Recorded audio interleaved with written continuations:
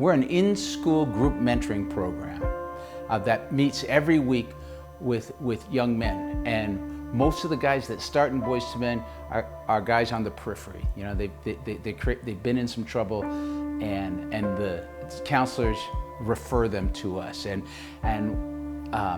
what we do is the men show up and we share our stories, and we talk about our choices and the consequences and how we felt about ourselves. And when the boys hear the men being authentic and vulnerable like that, they feel safe and they start sharing their stories. One of my teachers had mentioned about this group called Boys to Men, which would also give you community service hours, which is something that I needed since I was on probation.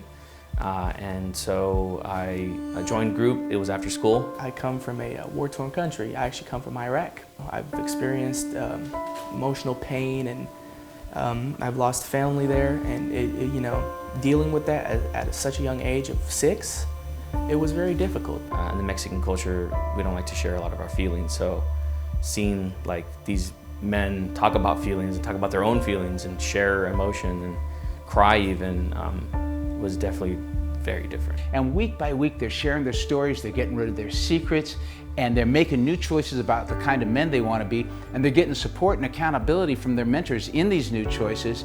And what happens is that, you know, their hearts get lighter, they feel better about themselves, their self-worth and self-esteem comes up, and the grades come up and their attendance come up, and the biggest factor we're seeing is their discipline issues go down. If it wasn't for Boys to Men, I would probably be in prison.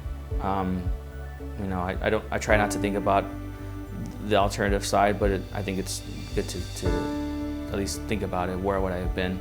A famous quote that Boys to Men holds is, "It's easier to build strong children than to repair broken men," by Frederick Douglass. My goal whenever I meet with a young man is to break that cycle and to have them realize, hey, you're not a victim, you're not just going to be another product. You're going to be somebody if you want that, and so we're going to help you with that. We're going to push you forward. We're going to keep you accountable. And we're going to whip you into shape if you let us. Because of the funding we've received from the Women's Foundation, this has covered a huge expense for us. We do these adventure weekends where the boys take the groundwork they've done in group to identify the blocks and the issues in their lives, and then they go up to our retreat center up on Mount Palomar, and they have 3 days to create a roadmap to the man they want to be.